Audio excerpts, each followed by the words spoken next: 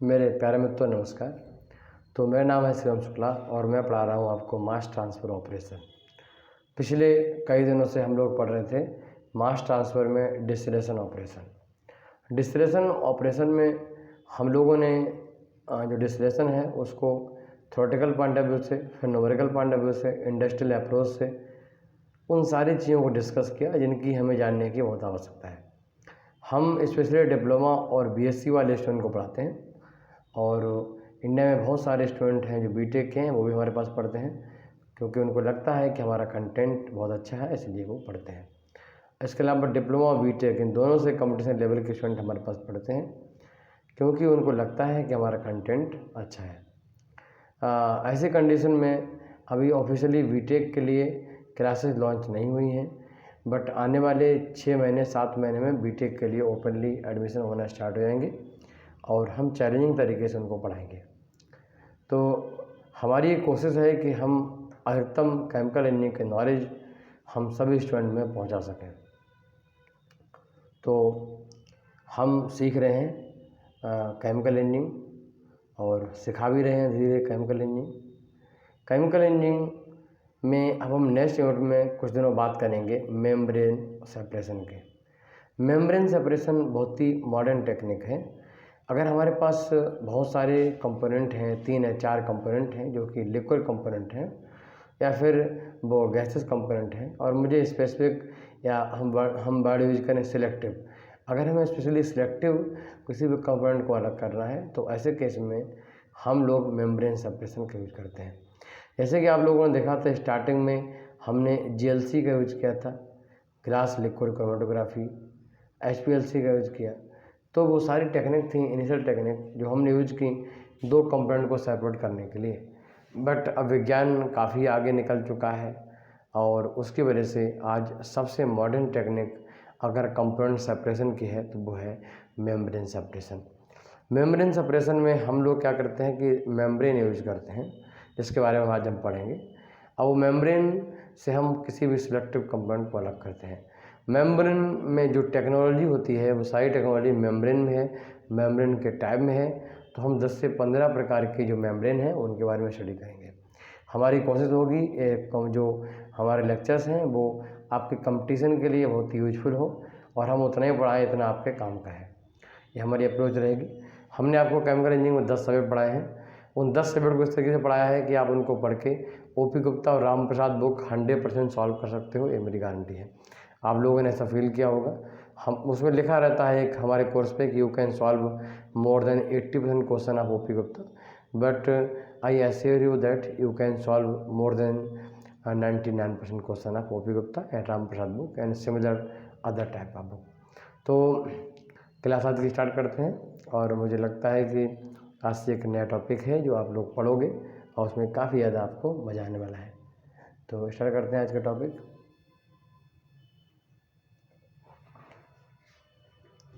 Topic को हम शुरुआत करेंगे मेम्ब्रेन सेपरेशन से। What is the meaning of membrane separation, हम यहाँ से स्टार्ट करेंगे।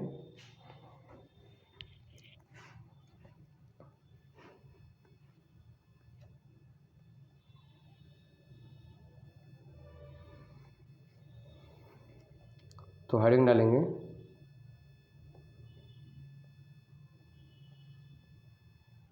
Membrane separation.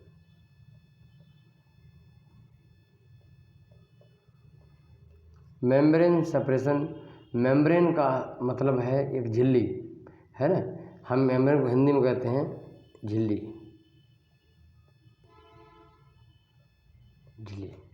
झिल्ली का मतलब है एक तरीके से एक जाली कह सकते हैं, एक तरीके से स्क्रीन कह सकते हैं। तो वो हमारी मेम्ब्रेन है। जब हम किसी भी ग्रेड को, जाली को हम बहुत लो लेवल पे ले जाते हैं, जैसे हमारी जाली है वो 300 मैश की हो सकती है, 400 मैश की हो सकती है या नॉर्मली 200 मैश की हो सकती है। बट हम मैश से निकल कर इनकी जो क्लियर एपर्चर है अप्रॉक्स, उस क्लियर एपर्चर को अगर हम माइक्रोमीटर में रिपेंड करने लगें, हम उनको नैनोमीटर में रिपेंड करने लगें, हम उनको एंगस्ट्रॉम में रिपेंड करने लगें, हम उनको पिको लेवल पे ले जाएं, हम उनको फेमटो लेवल पे ले जाएं, तो दीज आर ऑल टेक्निक अगर हम यूज करें तो फिर इस ग्रेड को, जिसको आपने मक्के का ऑपरेशन में पढ़ा, इस ग्रेड को हम मेम्ब्रेन सेपरेशन कहते हैं। ज़्यादातर हम इसको नैनो लेवल पर ले आते हैं, 10⁻⁹ मीटर, इस लेवल पे इसको ले आते हैं। और फिर हम इस मेथड से बहुत आसानी से हम क्या करते हैं कि डिफरेंट जो कंपोनेंट हैं हम उनको सेपरेट करते हैं। ठीक, तो मेम्ब्रेन सेपरेशन का मतलब है एक टाइप का सेपरेशन जिसमें एक मेम्ब्रेन यूज होती है और उस मेम्ब्रेन के द्वारा हम सिलेक्टिव कंपोनेंट को हम मिक्सचर से अलग करते हैं।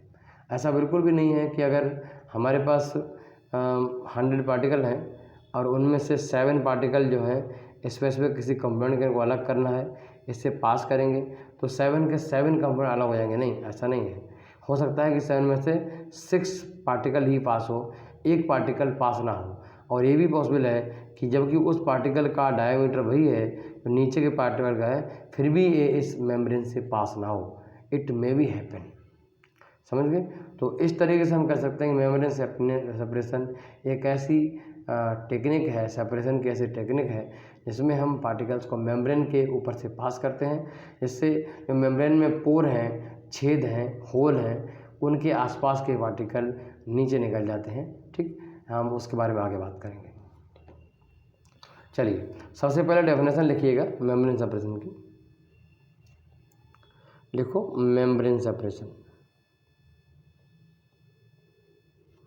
मेम्ब्रेन सेपरेशन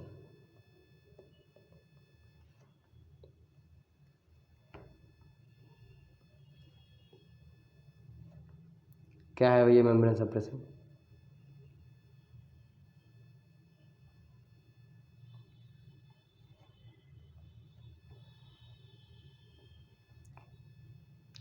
लिखो कि a membrane is a thin barrier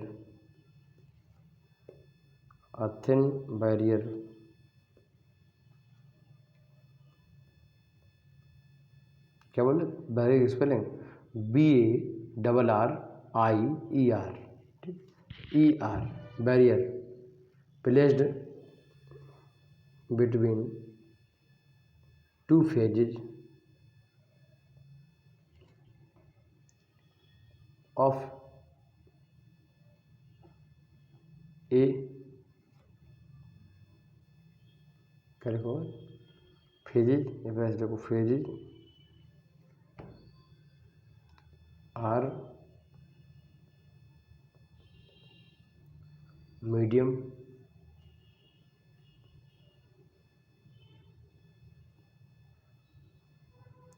which allows one or more constituents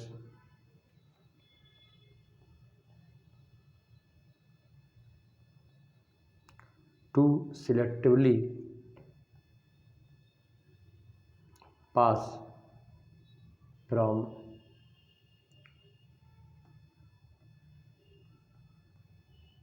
one medium to the other medium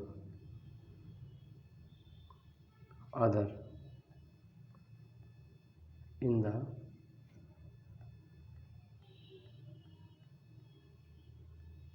presence of an appropriate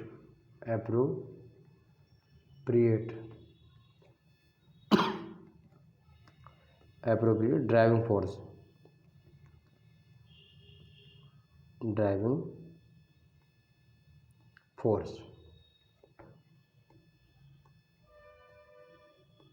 देखो which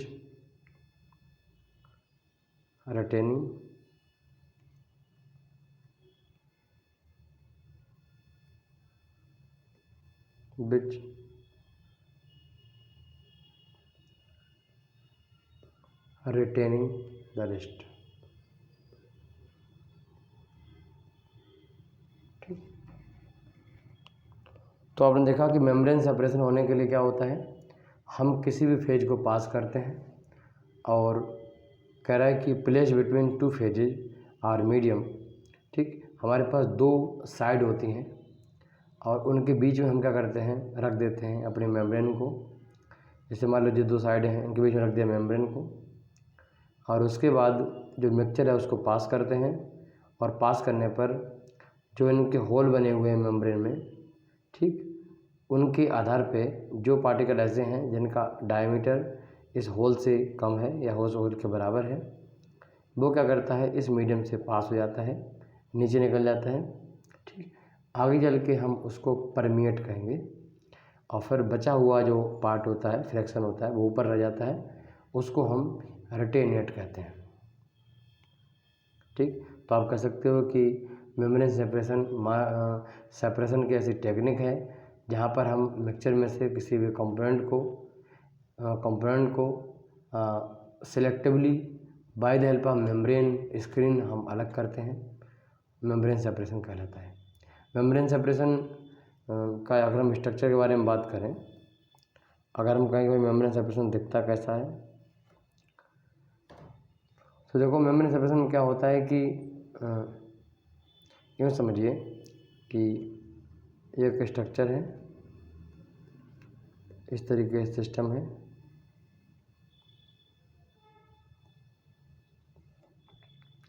इस सिस्टम में हम इसके अंदर लगाएंगे मेम्ब्रेन, और मेम्ब्रेन लगाने से पहले एक सपोर्ट लगाएंगे मेम्ब्रेन की, जिसके ऊपर मेम्ब्रेन रखी जाएगी।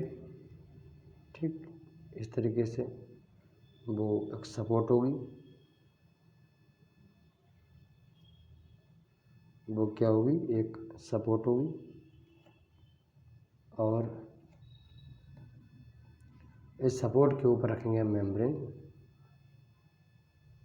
ये आगे मेम्ब्रेन, इसमें होल है, छेद है, ये हमारी मेम्ब्रेन है, और इस मेम्ब्रेन को हम सपोर्टिंग कर देंगे प्रॉपर तरीके से। यहाँ पर सपोर्ट दे दिया, सपोर्टिंग हो गई। ठीक, एक स्क्रीन है, अब इसके ऊपर हम मिक्सचर डाल सकते हैं पार्टिकल का, हमने मिक्सचर डाल दिया, ये फीड है। ठीक, FWD फीड हो गया, और ये जो है ऊपर दिखाया मैंने वाइट कलर से, एक मेम्ब्रेन है, मेम्ब्रेन हो गई। इस मिक्सचर के नीचे, इस प्लेट के नीचे, मेम्ब्रेन के नीचे जो पार्टिकल पास हो जाते हैं, तो उन पार्टिकल को, उस फ्रैक्शन को हम क्या बोलते हैं, परमिएट बोलते हैं। परमिएट बोलते हैं, मतलब डिजायर होता है, और जो बच जाता है वो ऊपर रह जाता है, वो रिटेनेट कहलाता है, रिटेनेट कहलाता है। समझ गए? तो ये एक बेसिक मीनिंग है क्या बोलते हैं इसका, मेम्ब्रेन सेपरेशन का। तो this is the picture of membrane separation unit. This is a picture of membrane separation unit.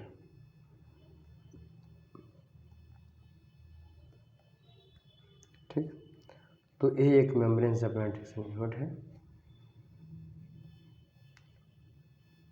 यहाँ पर अगर हम मेम्ब्रेन के टाइप के बारे में बात करें, तो अगर हम बहुत सिंपल डिस्ट्रीब्यूशन करें, टाइप्स ऑफ मेम्ब्रेन के बारे में बात करें, तो एक basic definition, basic type on the basis of availability of pore, यानी छेद उसमें है या नहीं है, इनके आधार पर देखें तो दो प्रकार से हम बांट सकते हैं। एक तो पोरस मेम्ब्रेन, और दूसरा non porous membrane. Non porous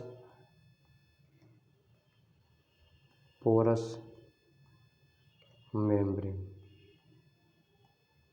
ठीक, दो प्रकार से हम बांट सकते हैं। नॉन पोरस मेम्ब्रेन ऐसी पोरस मेम्ब्रेन है जिनमें पोर डायरेक्टली पोर नहीं होते हैं, उनमें मीडियम के थ्रू हमारा जो पार्टिकल है वो एक साइड से दूसरी साइड में ट्रेवल करता है, और उनको हम डेंस मेम्ब्रेन भी कहते हैं। क्या बोलते हैं? डेंस मेम्ब्रेन कहते हैं। आगे चल के विस्तार में हम इसको पढ़ेंगे। ठीक, तो ये बात आपको समझ में आ गई होगी। अगर हम बात करें ड्राइविंग फोर्स की, तो मेम्ब्रेन सेपरेशन में भी एक ड्राइविंग फोर्स होता है। जिस तरीके से मास को ट्रांसफ़र होने के लिए delta C concentration difference with respect to distance, मतलब कंसंट्रेशन ग्रेडियंट रिक्वायरमेंट होता है, ऐसे ही हीट ट्रांसफ़र में टेम्परेचर ग्रेडियंट रिक्वायरमेंट होता है। एक्चुअली मास ट्रांसफ़र में देखें तो वहाँ पर हमें केमिकल पोटेंशियल की नीड होती है। बिना केमिकल पोटेंशियल नीड के बिना हम नहीं समझ सकते हैं, ठीक। तो ये सारी चीज़ें ड्राइविंग फोर्स हैं। उसी तरीके से अगर फ्लूइड मैकेनिक्स में बात करें तो डेल्टा पी चाहिए, तभी फ्लूइड वन पॉइंट दूसरे पॉइंट पर जाएगा। उसी प्रकार से यहाँ भी कोई ना कोई ड्राइविंग फोर्स होता है, और वो ज़्यादातर ड्राइविंग फोर्स होता है प्रेशर डिफरेंस। तो मेम्ब्रेन, तो ये आप देख सकते हो कि membrane separation, membrane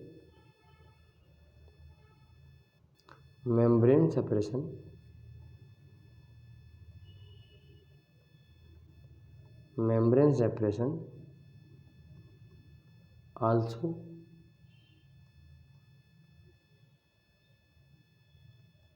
requires a driving force।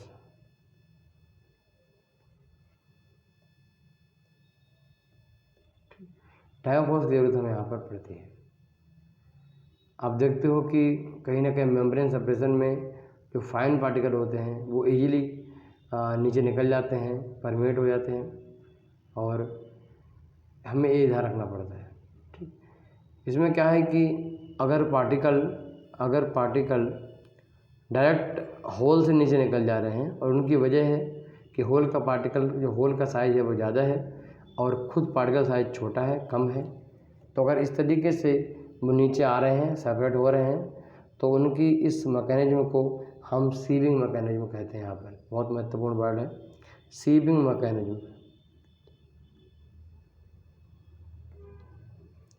तो सीविंग मैकेनिज्म थ्रू हमारे यहाँ पर एमिज एक्टिविटी यहाँ पर देखने को मिलती है, ठीक। अगर ड्राइविंग फोर्स के बारे में बात करें तो ड्राइविंग फोर्स यहाँ पर जो है वो कहलाता है क्या बोलते हैं उसको, डेल्टा पी। जो ड्राइविंग फोर्स है वो फीड प्रेशर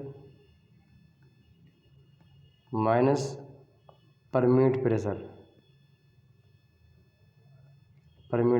यानी इनका बीच के जो डेल्टा पी है, यही इस मेम्ब्रेन सेपरेशन में ड्राइविंग फोर्स का काम करता है, ठीक।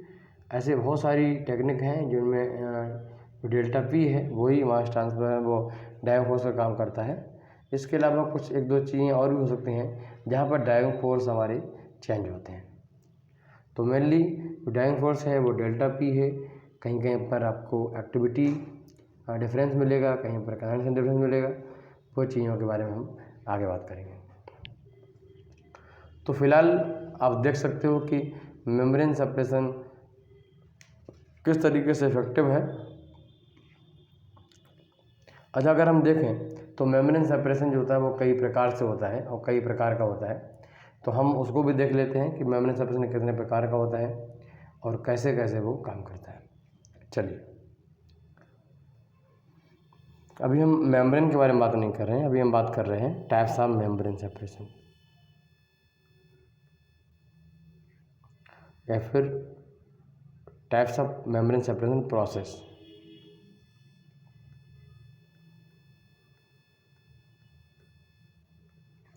मेम्ब्रेन सेपरेशन प्रोसेस का मतलब है कि अगर हम कोई पार्टिकल अलग कर रहे हैं तो उसका डायमीटर कितना है। अगर एक रेंज है, कोई रेंज है, इस रेंज में पार्टिकल साइज है तो एक प्रकार का हो गया। जो निकलने वाला पार्टिकल है वो इस रेंज में है तो वो दूसरे प्रकार का हो गया। निकलने वाला इस रेंज में है तो तीसरे प्रकार का हो गया। यानी पार्टिकल जो डायमीटर है उनके आधार पे हम डिवाइड कर रहे हैं मेम्ब्रेन सेपरेशन प्रोसेस को। तो ये अपने आप में एक बड़ा क्लासिफिकेशन है और हम देखेंगे इसको, जो आपके लिए बहुत कुछ सिखा के जाएगा। तो आइए हम ट्राई करते हैं इसको सीखने की।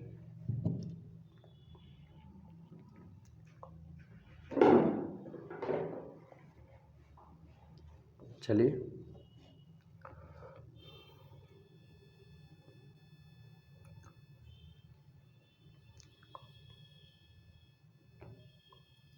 ऐसे कर लीजिए।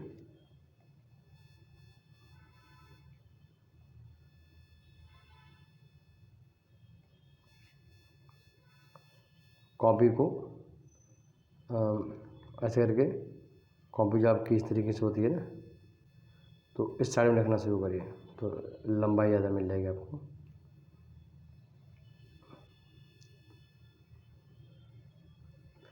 जो पहली हमारी लाइन है,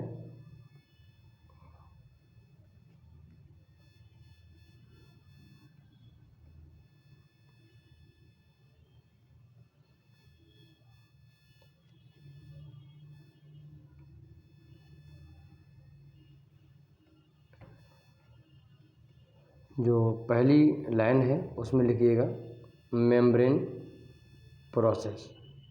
क्या लिखोगे? Membrane process.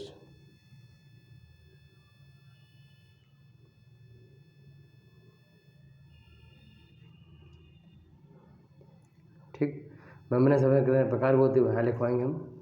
नंबर 2, जो मेम्ब्रेन सेपरेशन है उसके मैकेनिज्म क्या है वो हम इस लाइन में लिखेंगे।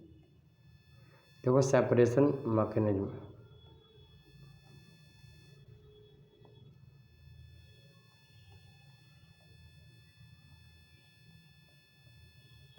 Separation mechanism.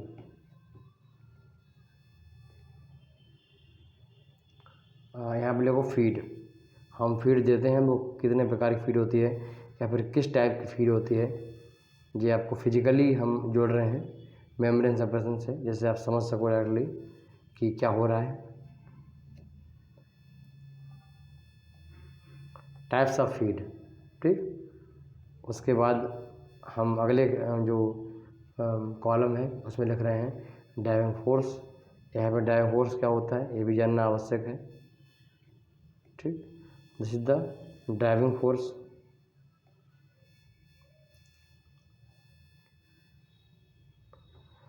अगर हम कोई मटेरियल हैंडल कर रहे हैं तो फिर उसमें रिजेक्टेड होगा। अगर रिजेक्टेड है मतलब ऊपरी वाला पार्टिकल है वो रिजेक्टेड कितने साइज का होगा,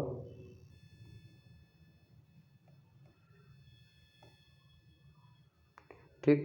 फिर नीचे निकलने वाला जो परमेट है वो कितने साइज का होगा। तो यहाँ पर परमेट लिख लेंगे हम, परमेट, और यहाँ पर लिखेंगे रिजेक्टेड, ठीक। और फिर हम उनके एप्लीकेशन कहाँ कहाँ करते हैं जिससे कि आप पूरा समझ जाओ, ये आपको बताते हैं। जो इम्पोर्टेंट है मेम्ब्रेन प्रोसेस उनके बारे में हम बात करेंगे यहाँ पर।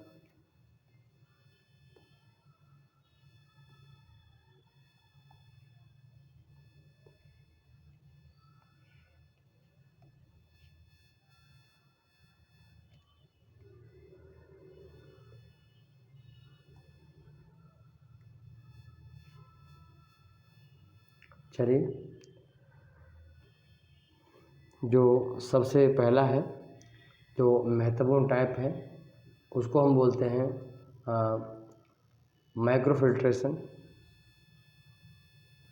माइक्रोफिल्ट्रेशन,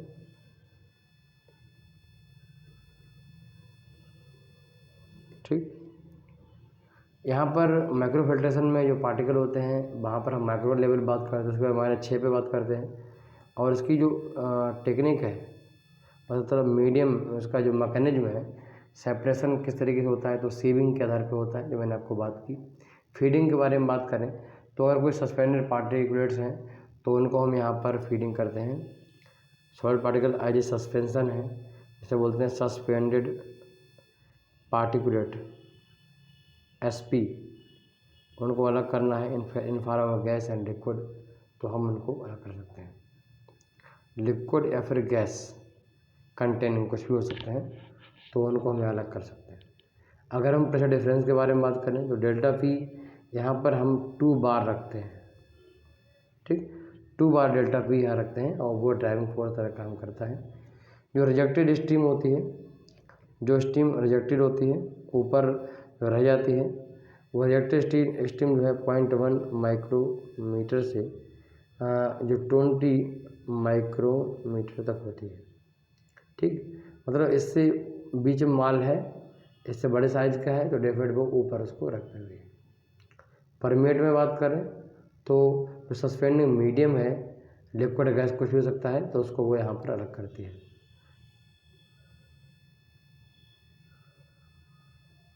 सस्पेंडिंग मीडियम बोल रहा हूँ मैं। मीडियम मतलब जैसे कि कोई सॉलिड पार्टिकल लिक्विड में डिसॉल्व है तो लिक्विड क्या होगा, मीडियम हो गया, तो लिक्विड को नीचे निकाल देगा, सस्पेंडिंग मीडियम। ठीक, ये लिक्विड और गैस कुछ भी हो सकते हैं, इसमें सॉल्ट नहीं है, और सस्पेंडेड पार्टिकल ज़्यादातर सॉल्ट होते हैं। ठीक, अगर हम एग्जाम्पल के बारे में बात करें तो पहला example separation of cell. Separation of cell मतलब बायोलॉजी में। ठीक, अगर हम बात करें अपनी केमिकल इंजीनियरिंग में तो जो ऑयल और वाटर है उनको अलग करने की प्रक्रिया, तो इसमें देखो एग्जाम्पल में कि separation of emulsion. Separation of emulsion, emulsion मतलब ऑयल और वाटर के मिक्सचर को, इमल्सन या emulsion of oil and water, इसको अलग करना हो। इसके अलावा फूड इंडस्ट्री में जो लिक्विड बेवरेज होती हैं उनको क्लासिफिकेशन करने में, क्लासिफिकेशन इन क्लासिफिकेशन या फिर क्लासिफिकेशन ऑफ लिक्विड्स या फिर बेवरेज से अल्कोहल वगैरह, बेवरेज इन फूड इंडस्ट्री, फूड इंडस्ट्री। तो कहीं ना कहीं ये आपने देखा कि माइक्रो फिल्ट्रेशन कहाँ यूज होता है। अगर हम माइक्रो फिल्ट्रेशन के बारे में बात कर रहे हैं तो इसमें हम देख सकते हैं कि एक और बहुत ही फेमस मेथड है सेपरेशन का, इसको बोलते हैं अल्ट्रा फिल्ट्रेशन।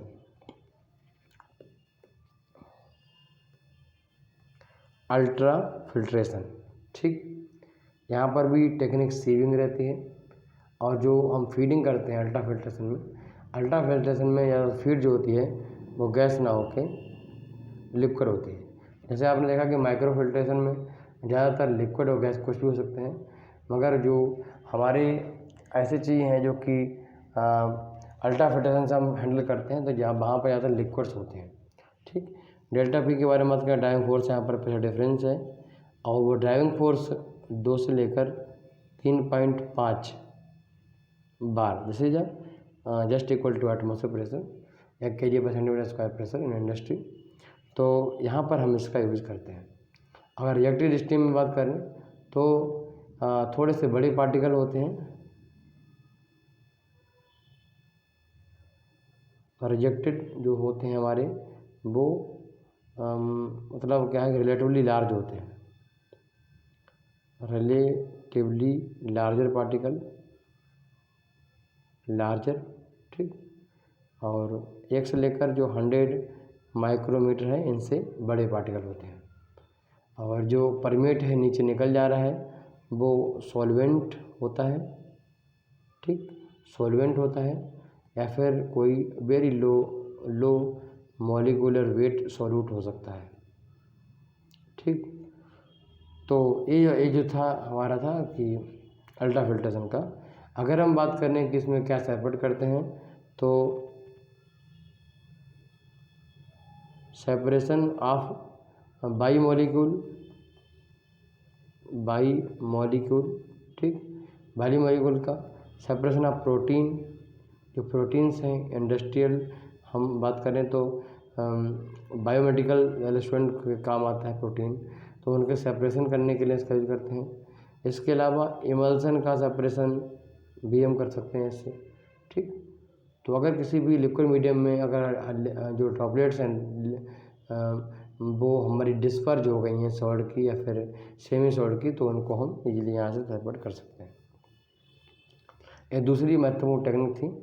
तीसरी महत्वपूर्ण टेक्निक इसे बोलते हैं आरओ। आजकल आप लोग सभी पानी पीते हैं आरओ का, तो तीसरा जो टेक्निक हो गई वो हो गया रिवर्स ऑस्मोसिस। रिवर्स ऑस्मोसिस,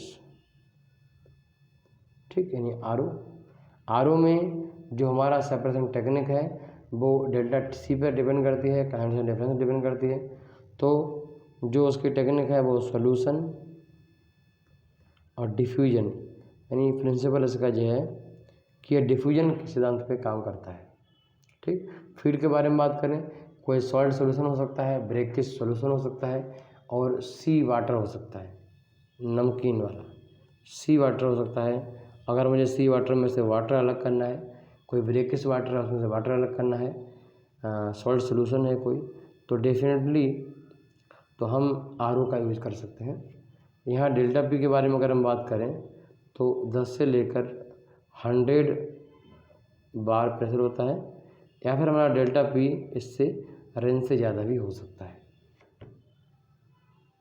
तो इसको हम ऐसे बोल सकते हैं कि बड़ा या फिर बराबर।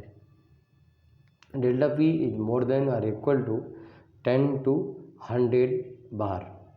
ठीक, तो इसमें अगर हमसे बोला जाए कि भाई इसमें हमारा जो रिजेक्टेड स्टीम है वो क्या होगा, तो रिजेक्टेड में क्या है कि इसमें हम जो लो मॉलिक्यूलर वेट हैं जो कि पिछली वाली सिस्टम से निकल जा रहे थे नीचे, बट अब जो है नहीं निकलेंगे, ये ऊपर रह जाएंगे। लो मॉलिक्यूलर वेट सॉल्यूट यहाँ पर ऊपर रह जाएंगे, रिजेक्ट हो जाएंगे। ठीक, और हाइड्रेटेड आयन जो है वो भी अपने आप में यहाँ ऊपर रह जाएंगे। ठीक, दूसरी बात, जनरली जो सॉल्वेंट होते हैं वो ही, जैसे कि वाटर, वो ही इसके लिए परमिट होते हैं, निकल जाते हैं। सॉल्वेंट ज़्यादातर वाटर के बारे में बात कर रहे हैं, वो यहाँ पर निकल जाते हैं। एग्जाम्पल, समुद्र के पानी से हमें पीने लायक पानी बनाना है, जैसे हम डिसैलिनेशन ऑफ वाटर बोलते हैं, नमक निकालना सैलिन वाटर से, समुद्र के पानी से, नमकीन पानी से, डिसैलिनेशन ऑफ सी वाटर में 4% नमक होता है, उसको नमक रिकवरी करना, बेसिकली वाटर अलग करना, वाटर को यूज करना, this is called desalination of sea water. Desalination plant होते हैं, उनसे हम वाटर निकालते हैं, और बाद में वाटर हम लोगों के पीने का काम आता है डिफरेंट ट्रीटमेंट के बाद, और उसको बाद में एज ए बिसलरी की बोतल जो आते हैं 20 लीटर की, वहाँ पर लोग उसको सप्लाई भी करते हैं। तो treatment of waste water, brackish water, ये सभी एग्जाम्पल जो है रिवर्स ऑस्मोसिस के हैं। और आपने घरों में रिवर्स ऑस्मोसिस देखा ही होगा, जिसमें कैलेंड्रिया टाइप का एक फिल्टर लगा रहता है। तो कहीं ना कहीं आप समझ रहे होगे कितना महत्वपूर्ण है हमारे लिए रिवर्स ऑस्मोसिस, उसको पढ़ना, उसको समझना।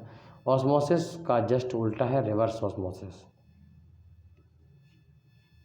चलिए लिखिएगा, फोर्थ टेक्निक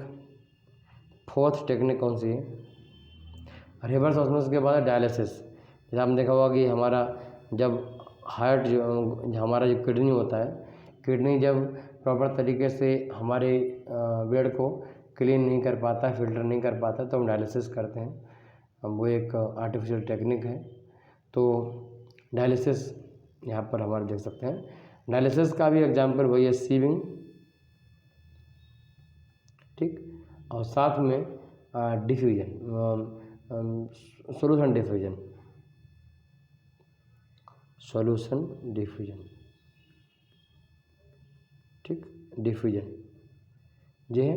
फीडिंग के बारे में बात करें तो फीडिंग यहाँ पर सॉल्यूशन एज ए फीड रहता है, और कंसंट्रेशन डिफरेंस यहाँ पर एक तरीके का ड्राइविंग फोर्स है, कंसंट्रेशन डिफरेंस ड्राइविंग फोर्स है। और रिएक्टेड में बात करें तो जो हमारे मॉलिक्यूल्स ऐसे होते हैं इनकी एफिनिटी ज़्यादा होती है, और फ्रीक्वेंसली हम बात करें तो वो फीड साइड में मेम्ब्रेन में रह जाते हैं और पार्टिकल नीचे निकल जाते हैं। तो अगर हम इसके स्पेशली देखें तो इसका जो रिएक्टेड स्पीशीज है वो क्या होंगे, तो रिएक्टेड स्पीशीज का जो साइज है, इनका जो साइज 50 से लेकर 50 एंगस्ट्रॉम। ठीक, इससे बड़े साइज के पार्टिकल इसके लिए होते हैं।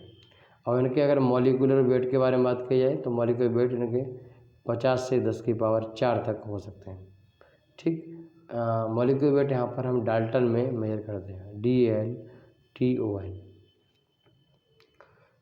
परमेट क्या होगा? तो परमेट होता है माइक्रो सोल्यूट। ऐसा सोल्यूशन का साइज बहुत छोटा होता है, कॉल्ड माइक्रो सोल्यूट। और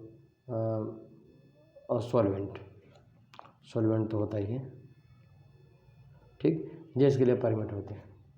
क्वेश्चन है कि एग्जाम्पल सर दीजिए। तो एग्जाम्पल है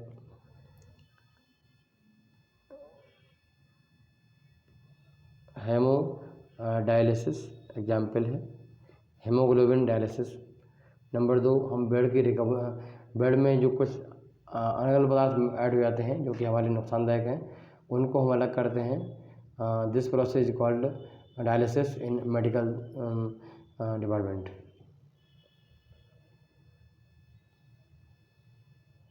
रिकवरी ऑफ सिलेक्टेड सॉल्यूट, इन सब की रिकवरी भी डायलिसिस के अंदर आती है। एक और बहुत ही महत्वपूर्ण मेथड है जो कि हम मेम्ब्रेन सेपरेशन में रखते हैं, और उसका नाम है परवेपोरेशन। परवेपोरेशन में जो हमारा जो सेपरेशन मैकेनिज्म है वो सॉल्यूशन डिफ्यूजन ही है, और फीड जो है लिक्विड फीड रहती है। बट इसका ड्राइविंग फोर्स जो है वो एक्टिविटी डिफरेंस है। क्या है? Activity difference. तो ये टेक्निक है एक, और इसमें जैसे कि हमें एब्सोल्यूट अल्कोहल निकालना है, 100% अल्कोहल निकालना है, तो जो वाटर के पार्टिकल को कैप्चर कर लेते हैं, उसको जाने देते हैं। तो एक एग्जाम्पल है इसका परवेपोरेशन का। यहाँ पर फेज चेंज इन्वॉल्व होता है। डिहाइड्रेशन ऑफ सॉल्वेंट के बारे में बात करते हैं हम।